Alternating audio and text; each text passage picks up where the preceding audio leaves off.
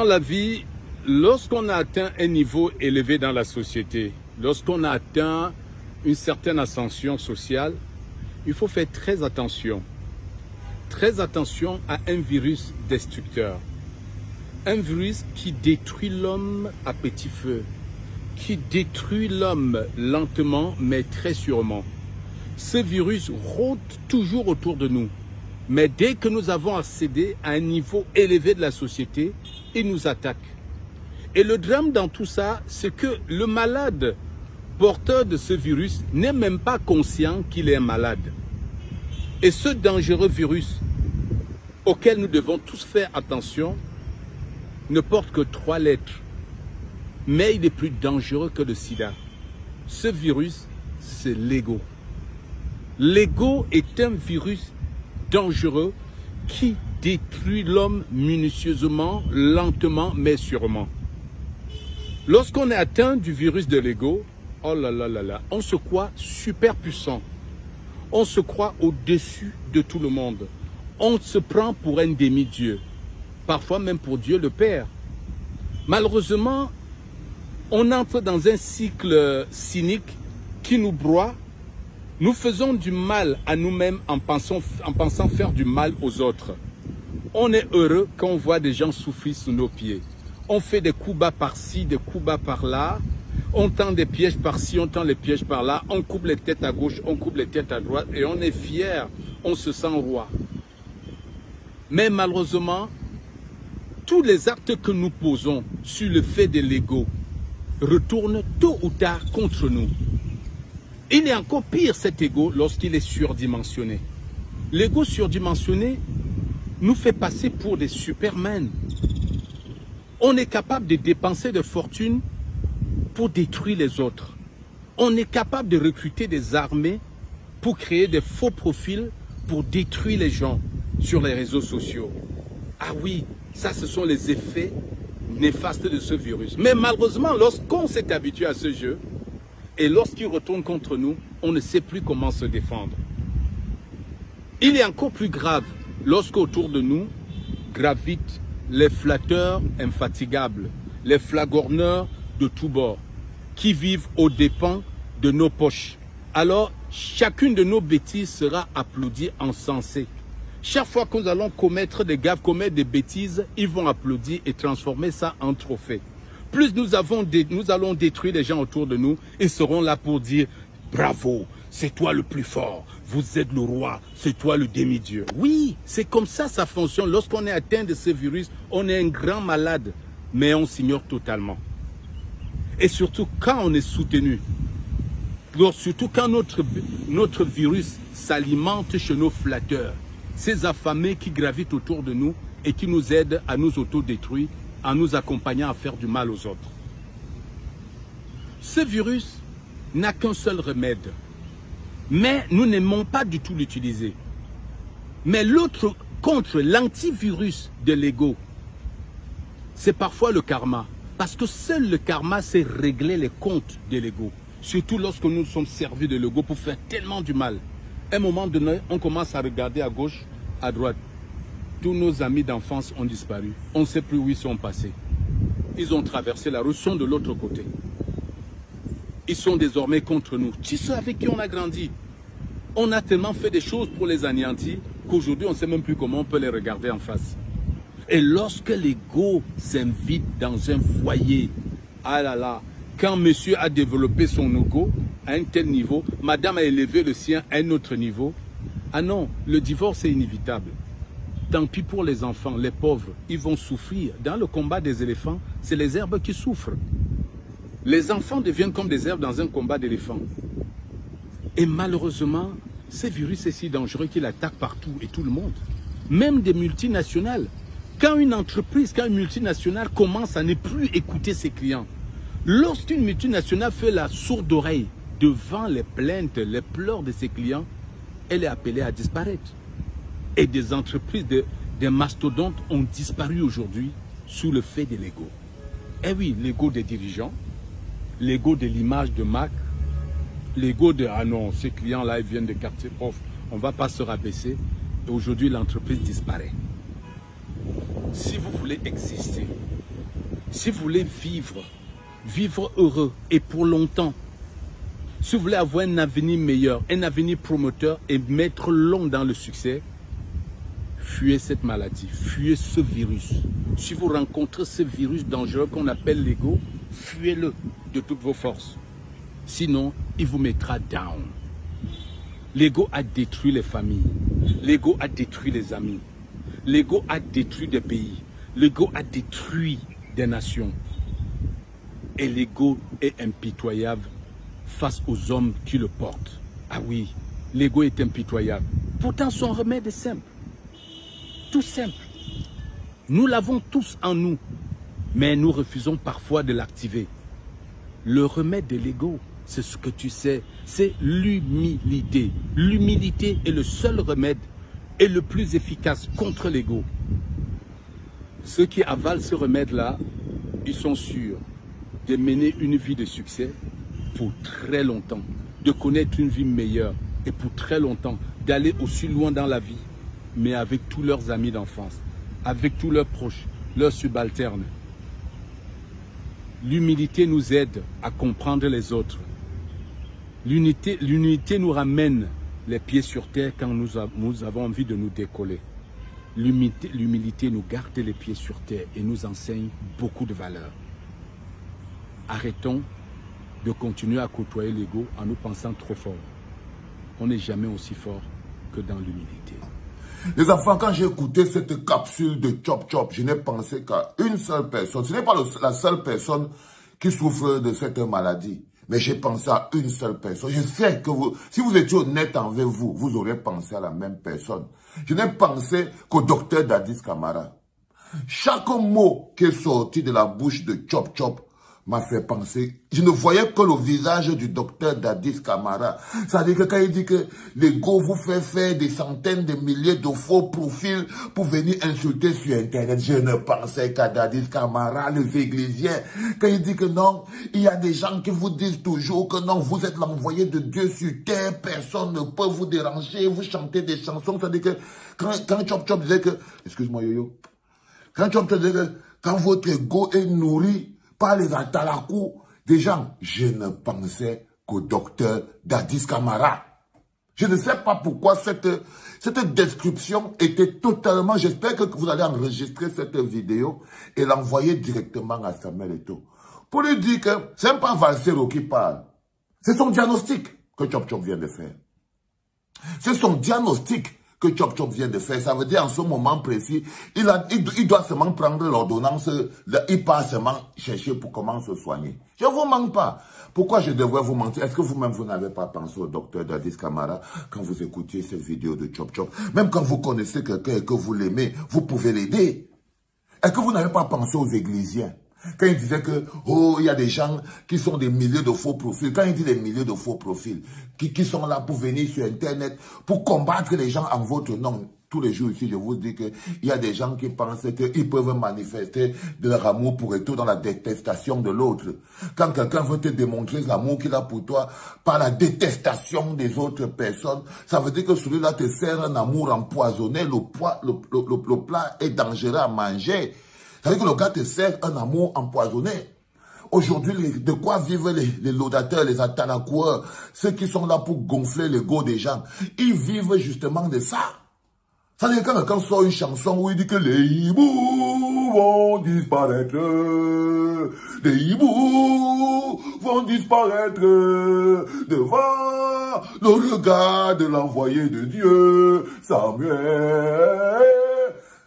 Il sait que quand il va chanter ça, minimalement, le gars qui a la maladie de l'ego va venir vers lui. Parce que lui, il ne part que vers les laudateurs. Il est faible. Le problème avec les gens qui ont l'ego, c'est qu'ils sont faibles. Hein. Ils sont très faibles psychologiquement et mentalement. Ils sont donc manipulables. Donc tout le monde regarde que... Et Chop Chop encore dit, quand tu atteins ton ego, devient que lorsque tu atteins un certain niveau, pour que les gens t'appellent maintenant un dieu ou un demi-dieu. Donc, il faut aussi, tout ce qu'il a dit là, ça te ramène sur le docteur Samuel Eto'o. Si tu es un peu honnête, tout ce que Chop Chop a placé là, tac, ça te fait penser directement au docteur Samuel Eto'o. Et vous voyez, il y a autour de vous plein de gens, plein. Plein. Plein. Des gens qui sont en proie au virus de l'ego. Et il a dit qu'aujourd'hui, qu'est-ce qui détruit l'équipe nationale? Qu'est-ce qui détruit l'Africa Foot? Quand vous dites que l'ego détruit les entreprises. Toujours chop chop. Toujours un chop chop. C'est toi qui as fait la clinique aujourd'hui, mon pépé. C'est ta clinique aujourd'hui. C'est ta clinique. Quand il dit que les égos détruisent, il dit les égos détruisent même les entreprises. Les couples, les entreprises. C'est l'ego. Parce que quand vous voyez par exemple l'état actuel de l'Africa Foot, quand vous voyez l'état actuel de l'Africa Foot, vous voyez l'état du championnat national, vous voyez les rapports entre l'Africa Foot et le ministre, vous comprenez que l'ego a détruit l'entreprise. L'ego a détruit l'entreprise.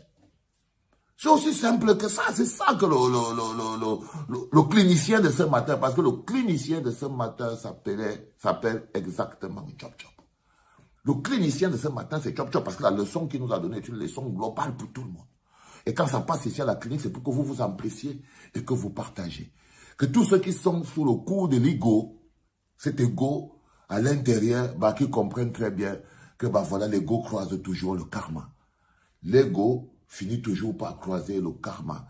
Et la personne qui a l'ego se nourrit de la talakou. Et les atalakoueurs se nourrissent de celui qui a l'ego. C'est-à-dire que les églisiens, par exemple, qui prononcent aujourd'hui Valsero, la seule chose qui leur permet de prononcer mon nom, la seule et unique chose qui leur permet de prononcer mon nom, c'est quand ils se mettent dans la défense de Samuel Eto'o. Donc leur existence dans le système n'existe que dans ce sens-là. C'est-à-dire que pour qu'ils puissent me parler, ils n'ont rien. Dans la vie normale, on n'a rien à se dire. Dans la vie normale, ils ne savent pas ce qu'ils font de leur vie. Mais le seul moment où ils existent, où on peut connaître son nom, ou bien on peut faire ceci, c'est quand il vient dans le cadre de la défense de l'envoyé de Dieu, parce qu'il pense qu'il est aussi dans la logique que ça va aussi se faire voir. T'inquiète. Et c'est ça qu'il s'agit. Ils essayent, comme ils peuvent, de faire comprendre à l'homme qui nourrit son ego de laudateur que non, l'amour que j'ai pour toi est proportionnel à la haine que j'ai pour tes détracteurs. Ils sont pleins comme ça sur Internet. Et ces clopes ne méritent même pas qu'on prononce leur nom. Donc, ils savent, ils viennent d'être lavés et on ne prononce pas leur nom. À l'honneur de notre champion, notre papa, son Excellence Paul Biya.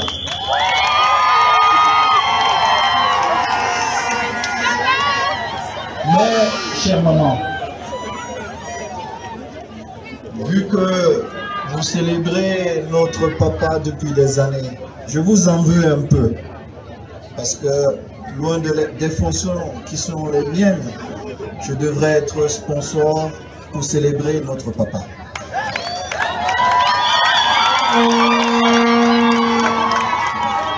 Donc, j'espère que l'année prochaine, vous allez nous permettre de venir ici avec les anciens lions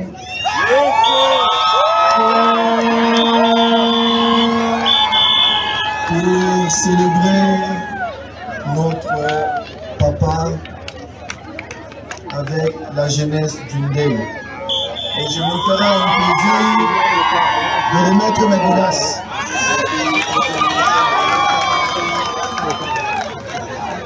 Et peut-être ce jour vous aurez deux numéro 9 parce que je ferai tout pour que son Excellence Albert Roger Mila soit de la partie.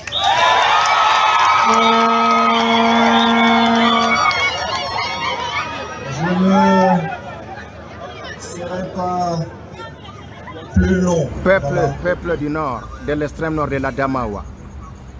Si quelqu'un vient vous parler demain du RDPC, chassez-le. Si quelqu'un vient vous parler de Paul Biya, chassez-le. Voilà la récompense, ça c'est la nationale numéro 1 camerounaise. Ça, nous sommes quittés entre Ouaza pour Mora, en allant à Maroua, la capitale de l'extrême nord. C'est ça qui est là. Ça c'est la nationale, c'est la nationale numéro 1, la route internationale. Je vais vous dire quelque chose. Est-ce que vous savez que les fruits, les mangues, les bananes, l'ananas, tout ce qui sort de l'autre côté du sud du Cameroun ne passe plus sur cette route-là pour aller à Kousséri encore? Est-ce que vous savez ça? Il va falloir que les Camerounais puissent comprendre ça. Les marchandises passent maintenant par Tiboro pour monter en Djamena afin que les Camerounais quittent du Cameroun pour aller payer les fruits camerounais au Tchad. Parce qu'il n'y a pas de route. Parce qu'il n'y a pas de route. C'est quoi Paul Biya veut nous faire dans ces pays-là? C'est quoi? Voilà la récompense que Paul Biya nous laisse. Et vous nous parlez encore en ce moment-là du RDPC. Non, chassez ces gens-là. Ce n'est pas Biya qui va venir vous parler du RDPC. C'est vos parents qui sont tenus en captivité en otage. Ces mendiants patentés, ces escrocs notoires. C'est eux qui vont venir vous parler de voter RDPC ou bien de soutenir Paul Biya encore. C'est eux que vous allez les chasser partout. Partout, vous allez les trouver encore en train de mobiliser les gens pour nous parler du RDPC ou bien de Paul Biya. Chassez-les.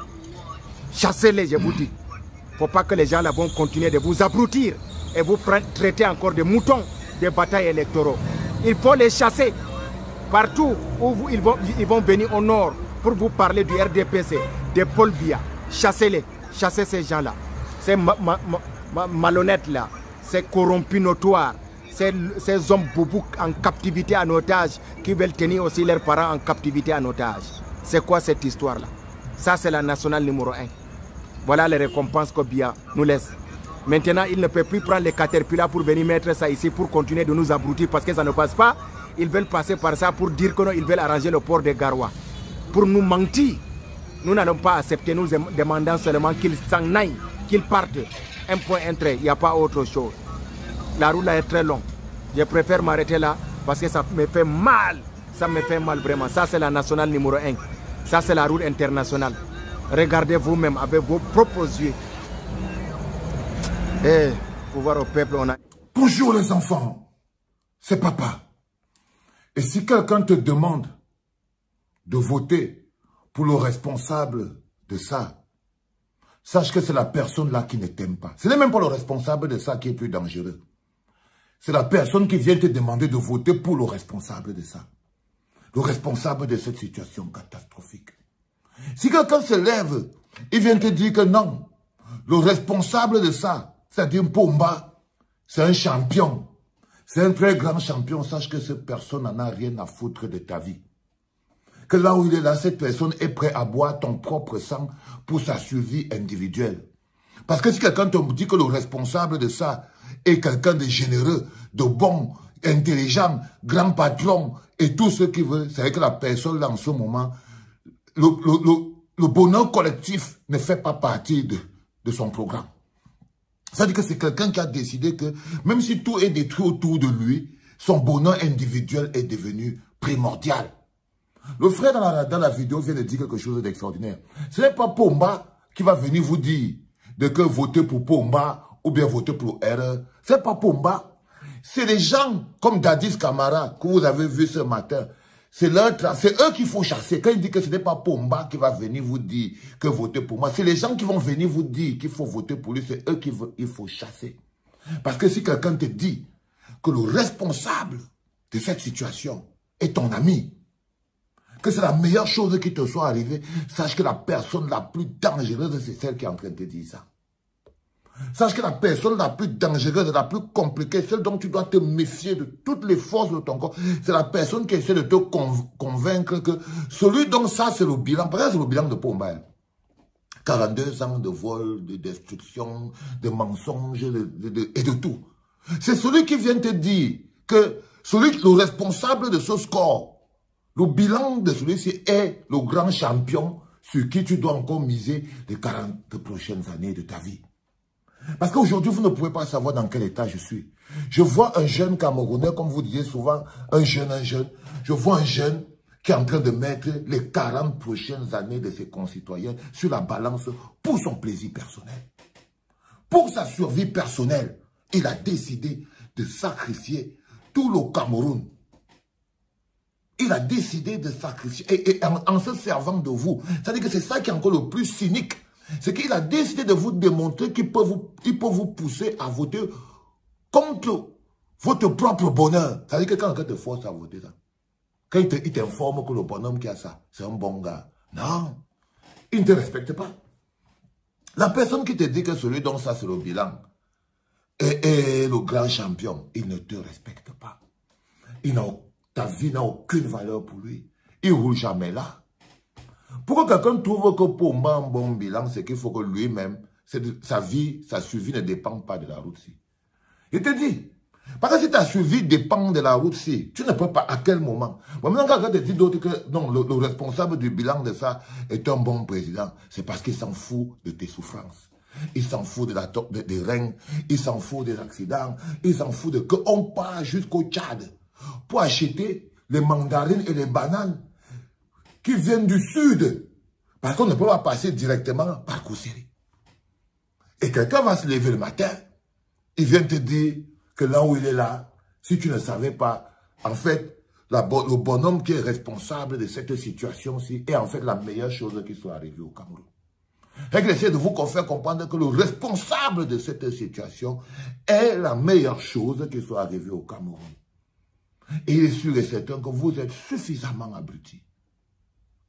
Pourquoi il se tromperait même? Le mec, il a déjà fait 42 ans au pouvoir. Les routes ne se sont pas cassées en un jour.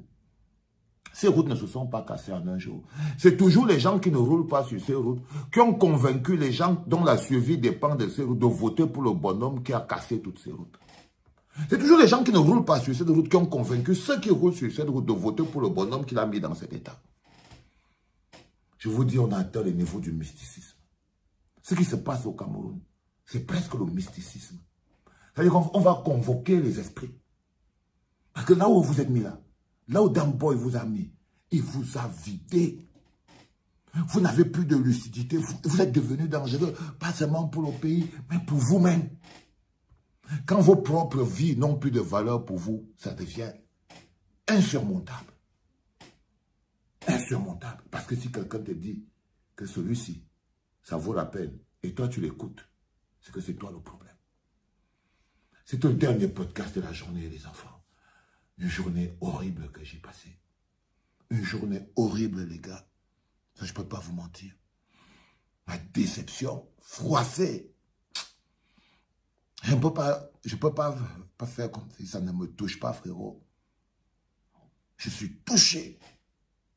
Je suis touché, les gars. Il pouvait dire non. Même quitter seulement sur ce truc. Il n'avait pas besoin de ça. Ah, quel désespoir. C'était papa. Tu peux décider de soutenir Pomba, mon frère. Tu peux décider de soutenir comme tu l'as décidé. C'est ton droit. Personne ne peut te l'enlever. Même si tu te sers de l'amour de tous ces gens que Pomba oppresse, de tous ces gens, parce que c'est l'amour de ces gens qui te donne la valeur devant Pomba. C'est l'amour de tout ce peuple qui souffre, l'amour que tout ce peuple qui souffre à cause de Pomba, l'amour qu'ils ont pour toi.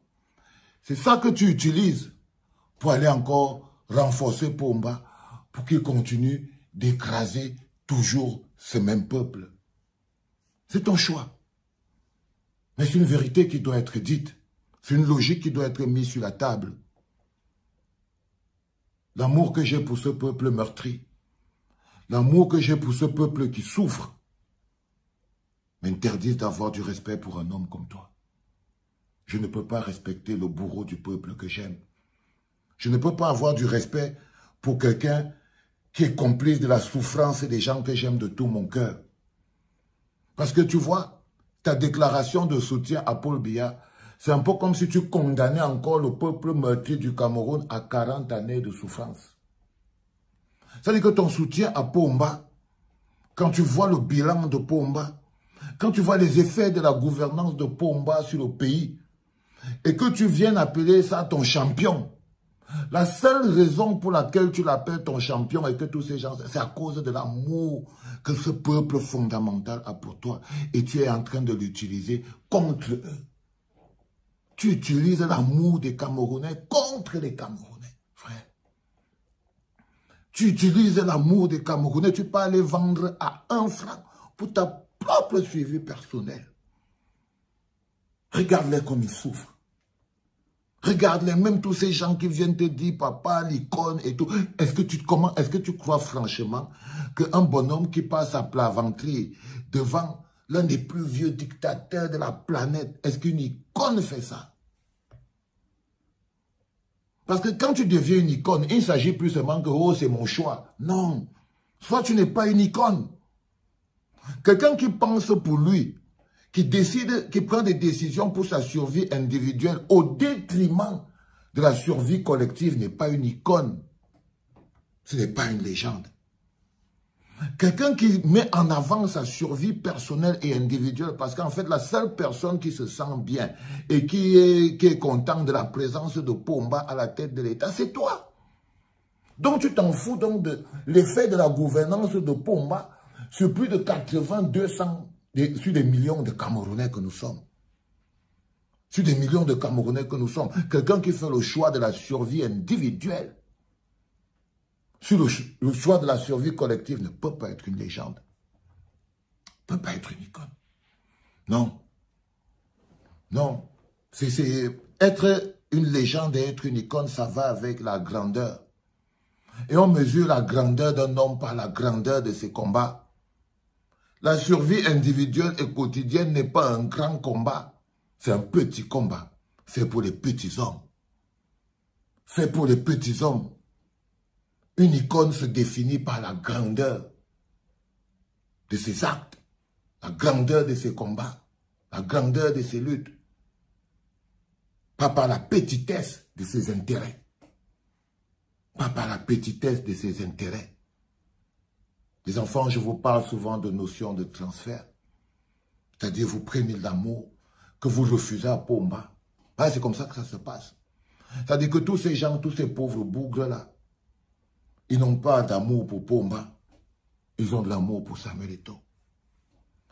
Et Samuel Eto'o fait le transfert. Parce que là, vous voyez, ça s'appelle le transfert. Que ce soit le responsable de toutes les souffrances du monde, ce n'est pas son problème. La seule personne qui l'intéresse, c'est lui. C'est lui. La seule et unique petite personne qui l'intéresse sur cette planète Terre, c'est lui. Au détriment de la vie des autres. Et moi, je ne peux pas, parce que je vous aime trop. Comment vous pouvez m'expliquer que je peux avoir de l'amour?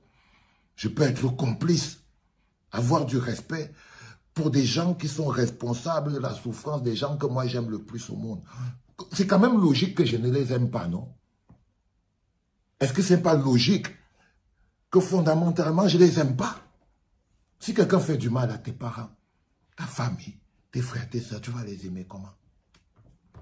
C'est une histoire de logique. C'est une histoire de logique. C'est une logique. Je ne peux pas avoir du respect pour lui, frère. Je ne peux pas. Je ne peux pas. Il ne le mérite pas. Il ne le mérite pas. Et voir comment il vous utilise. Voir à quelle fin il vous utilise tout cet amour, toute cette énergie, toute cette force que vous lui donnez. Vous combattez des gens, vous piétinez des gens, vous faites de la haine pour lui. Et il prend tout ça, il part donner à Pomba, le responsable de toute notre souffrance. Ça fait mal à la tête. Ça fait mal à la tête. Il ne s'agit pas de « oh, chacun est libre de faire ce qu'il veut ». Non. Je vous ai dit, dès que vous atteignez un certain statut, celui d'icône, c'est l'énergie des gens qui vous mettent à ce niveau-là. Vous ne pouvez plus être libre de faire ce que vous voulez avec l'énergie des autres. Avec l'énergie des autres. Vous ne pouvez pas. C'est l'énergie d'un peuple qui souffre, qu'ils mettent en vous. Donc vous ne pouvez plus vous dire, je fais ce que je veux, à moins que vous avez décidé d'utiliser cette énergie pour votre intérêt personnel, pour votre survie personnelle. Et c'est triste. C'est triste. Moi, ça me rend triste. Parce que si les grands enfants du Cameroun ne peuvent pas mettre la notoriété pour le développement du peuple camerounais, qui va le faire? Si tous les grands partent devenir encore les enfants de Pomba. Ça dit que tu regardes ici Joël Embiid, lui aussi il est parti devenir un enfant de Pomba. Tu regardes là, Nganou, lui aussi il tourne là-bas autour des enfants de Pomba. Qui est même pour le peuple qui souffre? si tous les gens, tous ces gens en qui nous mettons aussi de l'énergie en tant que peuple, si tous, ils partent chez Pomba, il reste quoi pour le peuple? Les artistes, ils sont pour Pomba. Ils sont là-haut, non, non, non, non, non. Tout le monde est chez Pomba. C'est pas normal, les gars. C'est pas normal. Et ça rend triste. Mais ça rend pas faible. Mais ça rend pas faible. Ça rend juste un peu triste. Ça nous rappelle, à nous les combattants, quelle est la hauteur de notre tâche. Quelles sont les spécificités de notre lutte. Ça nous montre la portée émotionnelle. Parce que là, on est dans le marionnettisme. Manipulation des mécanismes. Et on doit faire ce type de vidéo. Parce que c'est de l'eau bénite pour débloquer les esprits. Là, on est en train de faire une bagarre spirituelle. C'est pour ça que vous devez partager cette vidéo au maximum. C'est une bagarre spirituelle. Le combat est spirituel. En ce moment précis. Ne vous laissez pas acheter vos âmes. Protégez-les. Votre survie en dépend. C'était papa. J'ai fait ce direct parce que je veux m'exprimer. Et je pense que la liberté d'expression, ça n'existe pas au Cameroun. Bon, je ne suis pas politique, mais j'ai un mot à dire aussi pour la nation. Kounagero, ce n'est pas moi. Moi, c'est Thierry Bissot Assam. Mon papa est Boulou de Akom 2. Ma mère est Bafan Banka de Bandonvé. J'ai 50 Boulou, 50. Le thème d'abord, c'est de parler de Samuel Eto'o fils. Je parle de Samuel Eto'o fils aujourd'hui parce que c'est quelqu'un que je connais. C'est un ami d'enfance. C'est quelqu'un avec qui on a grandi. Donc, c'est une amitié qui date de plus de 30 ans, je peux dire. Donc, et beaucoup de personnes qui sont là, ils savent vraiment qui je suis. Je veux me présenter parce que le nom Kounagero, ce n'est pas mon nom. Je m'appelle Thierry Bissot. Ça, c'est mon nom. Donc, de deux, je vais parler aussi parce que je suis harcelé et diffamé depuis au moins, je veux compter, ça date de 2012, de 2012 en 2018. Je veux dire diffamé, harcelé et je peux dire menace de mort que je subis, chantage, au point où ils veulent atteindre à ma famille, à mes enfants. Donc je me suis dit, c'est moi la victime. Et la victime ne doit pas se cacher. Donc, pour aucune raison, je devrais me cacher. Donc, je me suis dit aujourd'hui, il est temps que j'ouvre ma bouche et pour dire les vérités. Parce que de un, je n'ai peur de personne. Je n'ai pas peur d'un être humain comme moi. Je n'ai jamais eu peur. Et j'ai toujours agi seul. Même quand Eto'o était au sommet de son art, il jouait à Barcelone.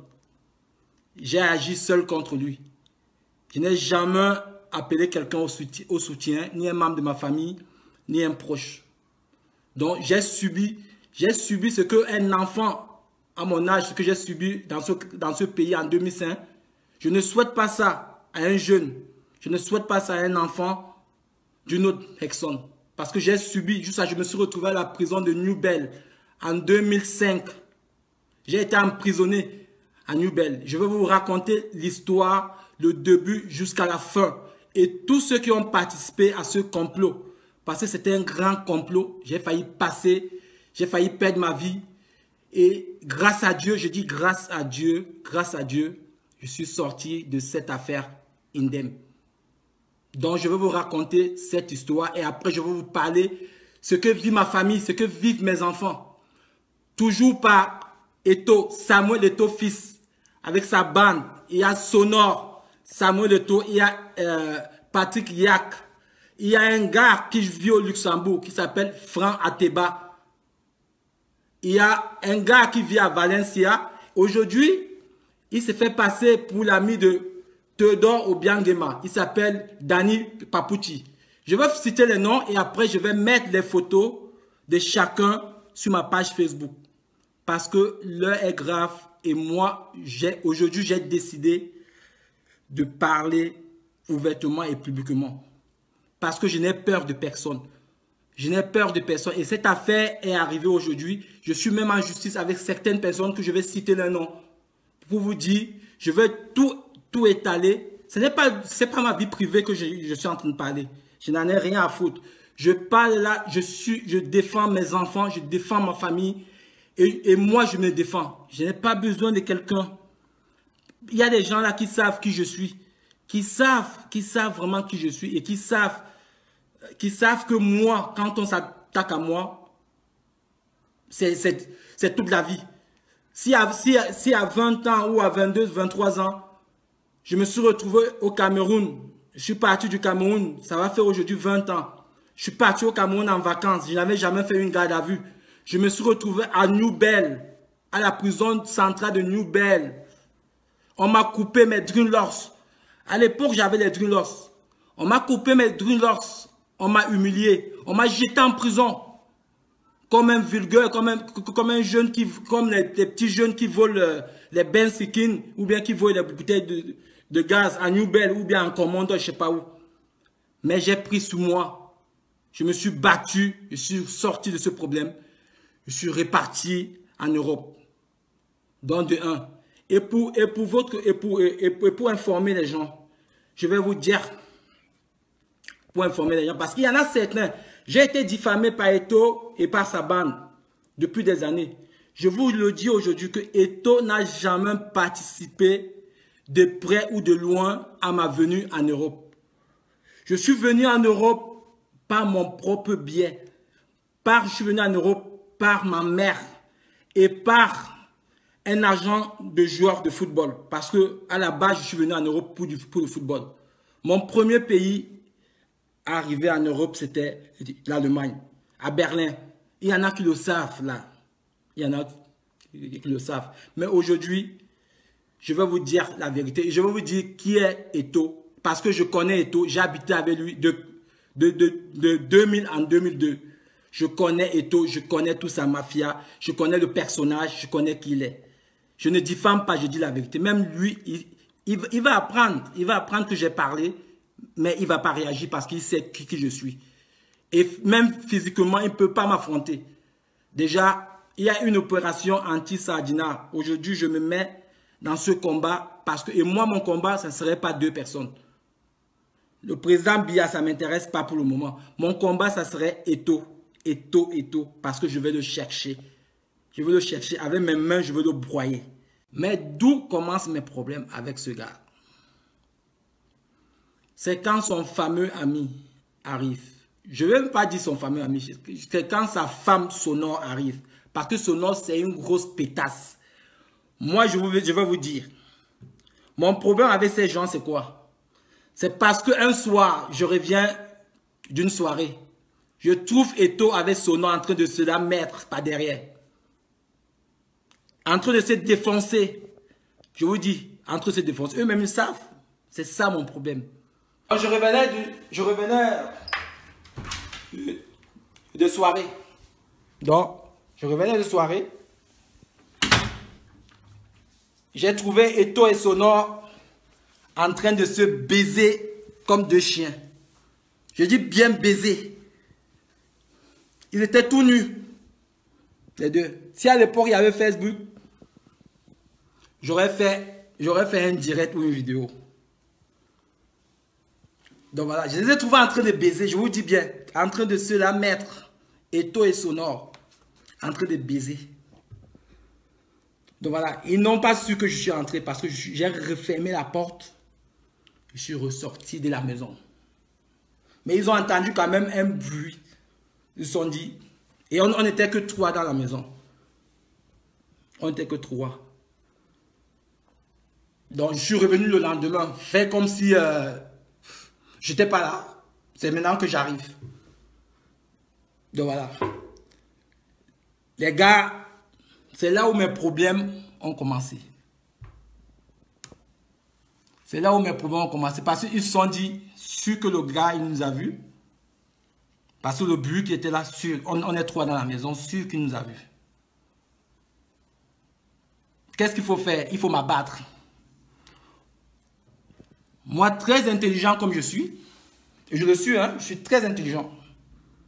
Je n'ai pas bac plus sain, mais j'ai une sagesse de lièvre. Et j'ai un cerveau d'éléphant. Donc je n'oublie rien. J'ai des choses à vous dire. J'ai des choses. Ce n'est pas la diffamation. J'ai des choses à vous dire parce que j'ai vécu avec ces gens. Donc voilà, j'ai vécu avec ces gens. Jusqu'à la maman, jusqu'au papa. Et je veux mettre la photo du vrai père, le vrai papa de Samuel Eto'o. Parce que son père qui l'affiche là, ce n'est pas son papa. Son papa qui l'affiche là, ce n'est pas son père. J'ai la photo de son vrai père. C'est un papa de New Bell. Vous allez voir la ressemblance fracassante. Vous allez comprendre qui est ce personnage, qui se cache derrière ce mec. Lui-même, il sait, même depuis Paris, même quand je vivais à Paris, quand j'arrivais dans un restaurant africain, je parlais de ça. Ce n'est pas une diffamation, ce que je vous dis. C'est une pure vérité. Je vous dis que Eto'o et Sono, je les ai trouvés en train de baiser. J'ai vécu ça sur ma vie. Je vous dis, j'ai vécu ça. Je les ai trouvés en train de se baiser comme deux chiens. Vous savez, je ne sais pas qui est la femme, qui est l'homme. Donc, je vous le dis. Qui savent l'histoire. Je ne veux pas citer le nom. Donc, voilà. Donc, je vous dis ce que je vous dis et c'est ça. Donc, après cette histoire, je deviens l'homme à abattre à Mallorca. Je deviens l'homme à abattre à Palma de Mallorca. Donc, ils ont su que je me suis rendu compte parce qu'on était trois dans la maison. On était trois. Viali, Yon Viali, le coup type là. Lui-même, c'est une fiotte et c'est aussi une pédale. Donc voilà, tout c'est une bande de pédales. Donc, je ne suis pas contre l'homosexualité. Je ne suis pas contre. Ça ne me dérange pas. Mais j'aime quand chacun assume. Donc voilà, je ne suis pas contre. Mais il faut l'assumer. J'ai des amis qui sont homo. Si demain j'ai un frère homo, je ne veux pas le rejeter. Mais il faut l'assumer. Il ne faut pas salir les autres. Parce que nous tous, nous sommes les enfants de Dieu. Dieu n'a pas créé l'argent. C'est les humains qui ont créé l'argent. Et moi, l'argent ne m'influence pas. Parce que l'argent, je connais l'argent. Je connais l'argent. Je ne dirais pas qu'à mon niveau, je connais l'argent. Donc voilà, l'argent ne me fait pas peur. Je ne peux pas vendre quelqu'un pour l'argent. Je ne peux pas vendre ma dignité pour l'argent. C'est impossible. J'ai toujours été fier. Même quand je partais du Cameroun, j'avais un emploi à 16 ans. J'avais un don. J'avais un emploi à 16 ans. Je travaillais à Baker Oil, une compagnie pétrolière. J'avais 300 000 francs CFA le mois en 97, 80. Quand j'ai trouvé ces deux en train de se défoncer, c'est là où j'étais l'homme à abattre. Vous savez, ça devait être un secret pour eux. Mais moi, je n'étais pour rien. Je suis venu par hasard comme ça. Peut-être ils ont cru que parce que j'avais annoncé que je rentrais le lendemain. Parce que quand je sortais souvent à la maison, moi j'étais à Mallorca, toute l'île de Palma de Mallorca, Eto'o, même la mère de son premier enfant, Étienne, c'était ma copine. Cette fille, je ne veux pas citer son nom, la mère de son premier enfant, c'était ma copine. Eto'o n'arrivait pas à parler à une blanche. À l'époque, j'avais les dreadlocks à la tête. J'avais les dreadlocks. Les gens qui me connaissent. Je suis d'abord un bel homme par rapport à lui déjà. Donc, j'avais les dreadlocks. J'étais comme il jouait au football à Mallorca, mais moi, j'étais la star. Quand j'entrais dans une boîte, même pour aller à une boîte de nuit, je l'amenais, je disais au gars, laissez rentrer le gars. Laissez rentrer le gars parce que j'étais à Mallorca. J'étais à Mallorca comme une rockstar à cette époque. J'étais à Mallorca comme une rockstar à cette époque. Donc le mec, comme je les ai trouvés en train de faire les cochonneries, ils ont cru donc que je devais balancer l'information ou je devais... Donc voilà, moi j'ai dit... à cette époque, je vous jure, je ne savais même pas ce que signifiait le truc, ce qu'ils étaient en train de faire. Moi, j'ai juste vu deux personnes en train de faire des trucs et moi, je suis ressorti. J'ai claqué la porte. Donc voilà. Maintenant, ils ont préparé des plans. Vous savez, les gars, je suis ma grand-mère maternelle a un côté, elle aussi, elle aussi, Bassa. Mais je vais vous dire, ces gars, parce que Sono n'est pas un gars Bassa. Sono, c'est un gars de Yaoundé. Il est venu juste à Nouvelle. Il est venu juste à Nouvelle. Il était faux porteur à l'aéroport de Douala. Il est venu juste à Nouvelle. Donc, il n'a même pas grandi là-bas. Il est venu un peu tard. Donc, il a fait connaissance avec les gars de Nouvelle. Comme les Viali. Les Viali étaient amis avec Eto. C'est là où Viali le présente Eto. C'est comme ça que lui, comme il a les tendances homosexuelles, et son ami aussi, ils ont les tendances, ils ont pu faire fusion ensemble. C'est comme ça que Viali a été de deux côtés, parce que son nom était, et l'autre était vraiment, était proche, on faisait confiance à l'autre, parce que l'autre avait des tendances que l'autre ne pouvait pas peut-être servir. Donc voilà, c'est ce qui s'est passé. Donc voilà, et voilà, donc ils ont maintenant préparé des plans. Ils ont dit que moi, il doit m'abattre. Et pour m'abattre, quand je dis abattre, c'est pas que passer à Europe, vous savez, on peut rien vous faire. Hein. Ils m'ont piégé. Ils ont voulu me piéger. Ils m'ont dit, est-ce qu'on peut aller au pays à cette époque-là? J'ai dit que non, je ne peux pas aller au Cameroun. J'ai dit que je ne vais pas au Cameroun. Ils disent pourquoi? Mais il faut qu'on aille au pays. J'ai dit que non, je n'irai pas au pays. Parce que je savais ce qui préparait. Ça murmurait déjà dans la maison parce qu'ils oublient que dans la maison, on avait aussi d'autres amis aussi. Mais ces amis-là, ce jour, ils n'étaient pas là. Ces amis n'étaient pas là. Et donc, à la maison, il n'y avait que moi et Sono et Eto. Ils ont commencé à murmurer des plans. J'ai compris que là, je suis un homme à battre. Donc,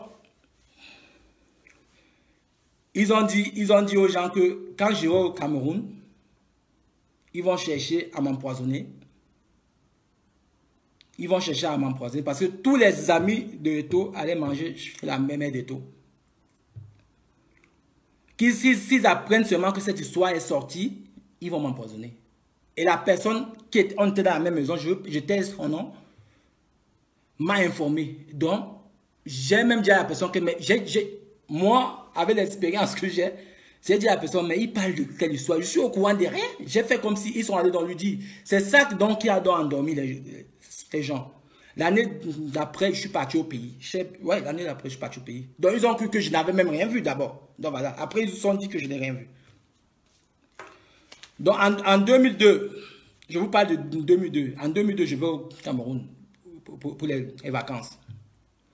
Donc, en 2002, je vais au Cameroun. Rien ne se passe. Et je reviens. Quand je reviens, je suis parti en décembre 2002. Ouais, je reviens en janvier 2003. Ouais, 2003. Je viens en janvier 2003. En janvier 2003, quand je reviens, Eto me sort une histoire. Il me dit, Thierry, j'ai appris que tu étais à Paris et tu es sorti avec ma copine. Sa copine, c'est une fille ivoirienne, hein? Une fille métisse ivoirienne. Je vais taire son nom. Je dis, ben tu parles de quoi? Et j'étais réellement à Paris. Et j'étais réellement à Paris et j'avais appelé Sonor que je suis allé au Cœur Samba.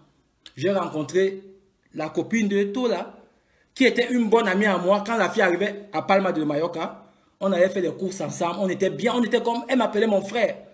Donc on a fait la fête ce jour. C'est moi qui appelle Sonor pour lui dire après. Pour dire qu'on a fait la fête et je me suis retrouvé dans l'appartement de cette fille à Versailles. Et cette fille, je vous jure sur la tête de tout ce qui m'est cher, je n'ai jamais couché avec cette fille. Jamais de la vie. Jamais de la vie. Je n'ai jamais couché. Cette fille, je l'ai toujours considérée comme une soeur à moi, comme une petite soeur. Elle est ivoirienne, moi je suis camerounais. On n'a jamais rien fait ensemble. Et Sono a raconté ça à Eto. Eto est sorti de ses gants. Eto a dit, ok, comme c'est comme ça, j'ai dit à Eto que moi je n'ai rien fait. J'avais une copine à Paris, une fille de Babylone. On avait un projet vraiment pour se mettre ensemble, pour faire vraiment une vie. Donc Eto appelle la fille, et parce qu'Eto avait le numéro de la fille, j'avais le numéro de ses copines aussi. Donc il pouvait appeler, quand il voyageait, il va à Paris, il appelle une copine à moi, il dit bon, il appelle une copine à moi, si ça nuit, il invite peut-être la fille à aller dîner, tout ça, aller boire un verre. C'était normal. Moi-même, quand j'arrivais à Paris, j'avais le numéro de ses copines.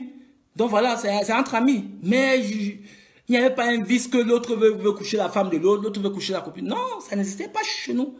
Donc voilà. Donc il arrive à Paris, il appelle la fille. Il était à l'hôtel Concorde Lafayette. Aujourd'hui, c'est l'hôtel Ayach à Port-de-Maillot. Il invite la fille, il dit à la fille que tiens, tu es la copine de Thierry et tout ça. Il commence à me vilipender. C'est son truc. Thierry vit chez moi. Thierry n'a rien, il n'a pas de moyens par rapport à moi. Moi, je suis un footballeur. Lui, il joue dans un club amateur. Il n'a rien, parti patata. Bon, il fait la chatte. Il ouvre sa valise. Il montre l'argent à la fille. Parce que c'est pas un chaud lapin. C'est pas un mec qui ne connaît pas la femme. Donc voilà, je l'ai beaucoup enseigné. Donc, je l'ai beaucoup enseigné à ce niveau. La fille m'envoie un message, un SMS. À l'époque, il n'y avait pas de WhatsApp. La fille m'envoie un SMS. Mais ton frère, que tu dis là, il me fait des avances. Hein? Il me propose l'argent, il te vilipende ici. On est en train de manger au restaurant. J'ai dit à la fille que non, pour la bonne politesse, ce que tu as fait, finis ton dîner et tu pars. Donc voilà, finis ton dîner et tu pars. Donc la fille, elle mange, après elle arrive chez elle, elle m'appelle, elle me raconte tout ce qu'il a dit sur moi. Je dis ok. Eto prend l'avion le lendemain, il revient à Mallorca. Quand il revient à Mallorca, il est fou de rage. Sa femme Georgette, son épouse Georgette Traou, qui est aujourd'hui là, Georgette, son nom c'est Traou Georgette. Celui qui a présenté Georgette à Eto, c'est un ami à moi qui est là il est là. Je ne veux pas taire son nom parce que je suis obligé de parler son nom. Il s'appelle Jojo. C'est lui qui amène Georgette, qui présente Georgette à Eto. Et moi, je suis présent à cette époque. Georgette est à Bordeaux. C'est là où... Parce que sur Facebook, j'ai vu qu'on a dit que Georgette, c'est la femme de galère d'Eto. C'est du mensonge simple et pur. C'est du mensonge, du mensonge, du mensonge. Parce que Eto, c'est le champion pour la diffamation, pour la manipulation, pour le mensonge. Le mec s'appelle Jojo. C'est un Malien. C'est lui qui présente Eto, Georgette à Eto. À cette époque. Et Georgette me trouve à Mallorca. Moi. Georgette, la première fois qu'elle arrive, je peux vous dire comment elle pantalon, pas de def, avec un petit sac Vuitton, je sais pas quoi là, à cette époque-là. Vous voyez, c'est pour vous dire que je connais. Je ne diffame pas.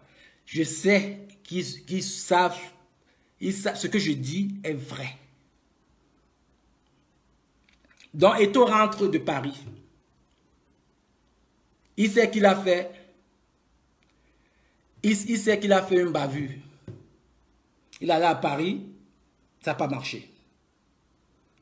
Le gars, il revient. Il s'est dit que son plan a foiré. Je vais être au courant. Il sait que je suis là au courant. Il vient, il me demande. Il me dit, il m'appelle, il appelle son nom. On va. À l'époque, il avait sa villa de son vida qui a été saisie par le fixe espagnol. Il avait sa villa de son vida. Il me dit, Thierry, toi et moi, à partir d'aujourd'hui, on ne doit plus cohabiter ensemble. Parce que tu as là, il m'accuse, hein, et il affirme, c'est dit. Il me dit devant Sonor, il dit voilà Sonor, parce que Eto, il est comme ça le mec. Il me dit voilà Sonor qui est assis là. Sonor, qu'est-ce que tu m'as dit? Répète. Sonor dit que non, Thierry, tu m'as dit. Il me regarde dans les yeux. Tu m'as dit que tu as couché avec la copine ivoirienne d'Eto à Paris. Je tombe de nu, hein. Je pète un câble parce que moi, je suis un fou dans ma tête. Je crache sur le visage de Sonor. Je dis, tu es qu'un enculé, sale pédé. C'est comme ça, je dis, tu as oublié que je vous ai vu en train de vous défoncer ici et je n'ai jamais parlé à quelqu'un. Tu arrives à me diffamer, à me mentir. Je parle à Sonor. Attends, t'es taré. Et toi, pète un câble, comme j'ai dit qu'il était pédé. Donc, ça devient... Et toi, va dans la cuisine. Ça devient là. Ça devient là. Si je suis sorti là-bas vivant, c'est que c'est Dieu qui est avec moi. Parce que je suis d'abord fort. C'est pour ça que je suis sorti vivant. J'ai balancé ce que ils attendaient pas que ça allait sortir là à l'instant. Devant les deux. Ça devient la pagaille dans la maison. Et toi, va à la cuisine. Il prend un couteau de cuisine. Un couteau de cuisine. Mettez les cœurs pour qu'on ne coupe pas. Hein? Il prend un couteau de cuisine, un gros couteau comme ça de cuisine. Il me suit avec le couteau. Il me met ça à la cheville. Il me coupe carrément. J'avais presque la veine. Dans la maison. Il y a un mec, le frère de Deforest, Nguy Poquet. Il était ce jour-là. Il a à Paris aujourd'hui. Il vivait en Espagne. Il me coupe carrément. Il m'a coupé presque la veine de la cheville. J'ai commencé à saigner. Le sang commençait à jaillir. Donc c'était comme un robinet. Quand on ouvre un robinet d'eau, j'ai commencé à saigner. Moi, j'ai pris peur à l'instant. Je me suis dit que je serais handicapé dans toute ma vie. Sa femme, celle qui est sa femme aujourd'hui, Georgette, elle est tombée sur moi. Elle a dit, Thierry, pardon. Elle était même toute nue. Parce qu'elle était en robe et chambre. Nue. C'est une femme que j'ai vue nue. Nue. Elle est tombée sur moi. Elle a dit que, Thierry, vous êtes comme des frères. Qu'est-ce qui se passe? J'ai dit, demande à ton copain. Il n'était pas encore marié. Demande-lui. Nguy Poquet, il séparait. Demande-lui. J'ai pu m'échapper dans la maison. J'ai dit à Eto que laisse-moi récupérer mes affaires. Il m'a dit, tu ne récupères rien dans cette maison. Tu sors dans cette maison comme ça. Je dis, je ne suis pas entré ici comme ça. Je suis entré ici avec des valises. Et donc voilà, laisse-moi sortir. Hein? Il me dit non. Mais entre-temps, il oublie que moi, j'avais déjà préparé ma sortie depuis longtemps. Comme je vous ai dit, je sortais souvent. Je revenais 2 jours, 3 jours. À l'époque, je vivais avec la sœur du footballeur, du tennisman, Raphaël Nadal. Donc voilà, à Mallorca. Nadal que vous voyez, c'est comme mon fils. C'est pour ça que quand il a gagné son premier Roland Garros, il m'a invité à Paris. C'est comme mon fils. Aujourd'hui, on a perdu les contacts parce qu'à l'époque, c'est même pas sa sœur, c'est sa tante. C'est sa tante. C'était ma copine. Même Eto savait. C'était ma copine. Donc, je vivais déjà avec elle. Donc, voilà. Donc, quand l'affaire s'est passée, j'ai appelé la fille. Ma copine, puis que ce que je te disais là, ça s'est gâté et c'est ça. Je sais pas, j'arrivais pas à marcher. J'avais le pied, j'avais une grosse plaie, j'ai trouvé une cicatrice. L'ouverture était, ça me faisait peur. J'arrivais même pas à regarder ma cheville. Je disais, qu'est-ce qui se passe? Elle m'a envoyé un taxi. Le taxi est venu me chercher. Le taxi a dit qu'il ne peut pas me prendre comme ça. Donc elle a envoyé l'ambulance, l'ambulance qui est venue me prendre. Le taxi a dit, impossible, je ne peux pas entrer dans sa voiture. Et à Mallorca, à cette époque, j'avais mon pote, Pat Winson, que je vous dis, il était à Mallorca. Je l'ai aussi appelé. J'ai dit à Pat, tu es où? Il m'a dit qu'il était à l'hôtel. J'ai dit, ok, c'est grave.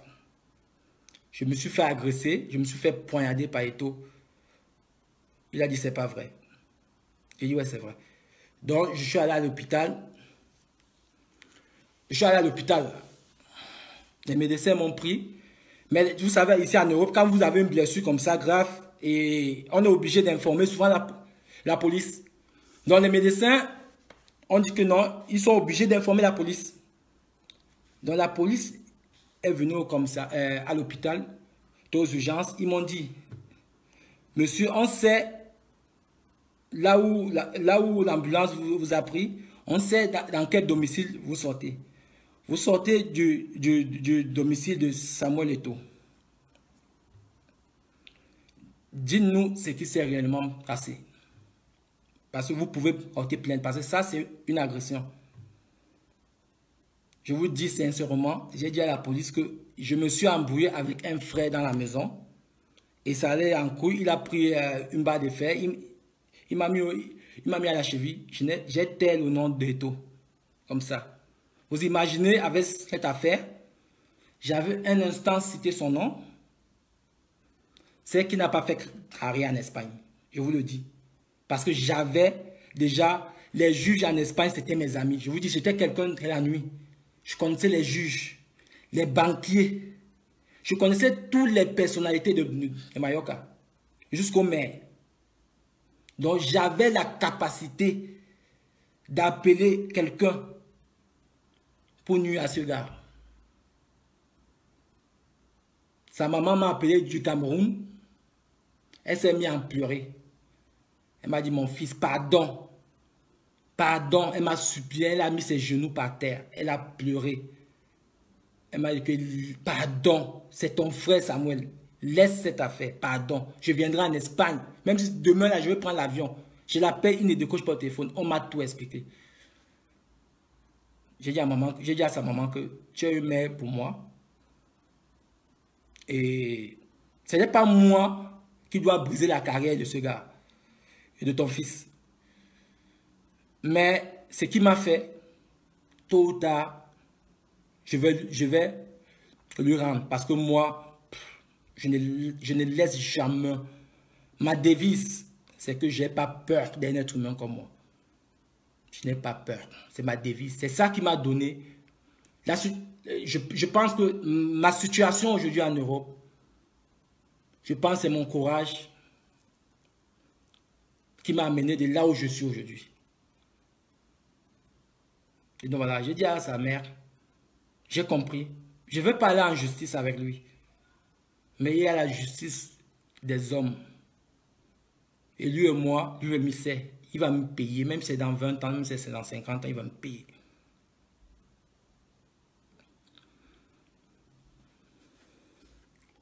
J'ai fait les soins, j'ai dit à la police, j'ai raconté une fausse histoire à la police parce que je ne voulais pas que le mec soit vraiment inquiété par rapport à son sport, par rapport à son football. Donc voilà. Donc maintenant, je demande mes affaires. Il ne me les donne pas. Il ne me les donne pas. J'ai dit, ok, tu ne me donnes pas mes affaires. À l'époque, je vivais chez lui. À cette époque, j'avais une marque de... J'avais un téléviseur Banque Olufsen. Je ne sais pas si certaines personnes connaissent la marque Banque Olufsen. J'avais reçu ce cadeau d'une amie à moi. Parce que certains disent que je suis gigolo, mais le gigolotisme, si je voulais être gigolo, c'est que je suis milliardaire. Parce que j'en ai connu des femmes fortunées.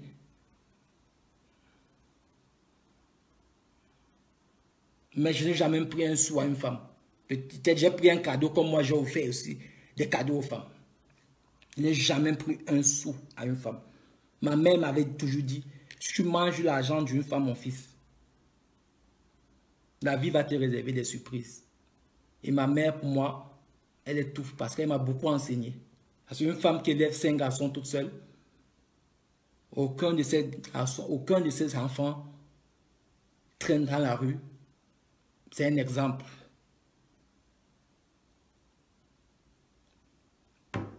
Donc cette dame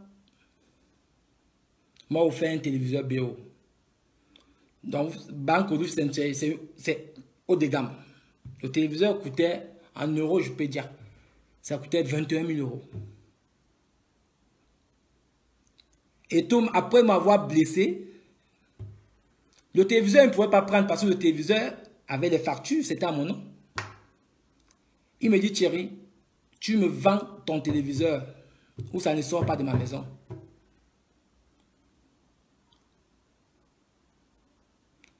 J'ai dit, ben attends, tu m'as blessé, tu m'as fait sortir de ta maison comme un chien et tu veux garder, tu gardes mes vêtements. Mon téléviseur, tu ne pourras pas passer mes vêtements, il n'y a pas de facture. Mes vêtements, tu peux dire que c'est à toi. Mais mon téléviseur, tu es obligé de me le rendre. Sinon, je vais te coller une plainte, toi-même, tu sais que tu ne pourras pas t'échapper. Il a à moi, il a mon nom. Je dis que si tu as l'argent, comme tu dis que tu as l'argent, achète-toi un téléviseur. Il y a Banque Olufsen à Port-au-Pic, un centre commercial là. Tu vas là-bas, tu te prends un téléviseur. Et donc voilà. Finalement, il a cédé. Il m'a donné mon téléviseur. Donc voilà. À partir de là, on était en 2004. Ouais.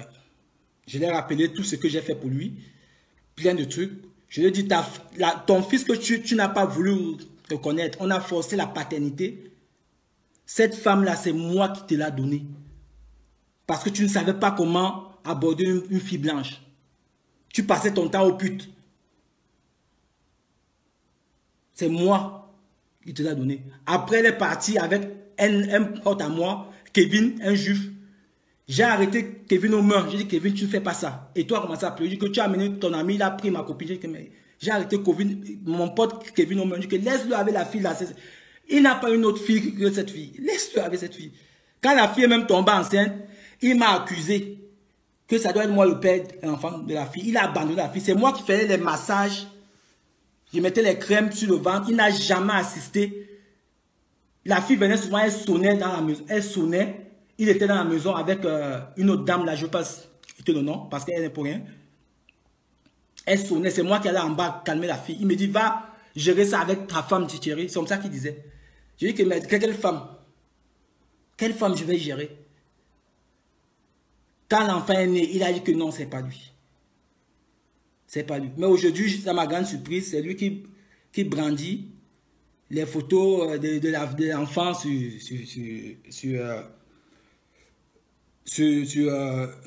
sa page Instagram. Pourtant, c'est un père indien. Il a un autre enfant. J'ai vu, il y a une émission qui est sortie. Il y a une dame qui est sortie hier. Je vais mettre ça sur ma page. Avec qui il a une fille de 19 ans. Cette fille, je connais cette fille. Et la fille est en procès avec lui.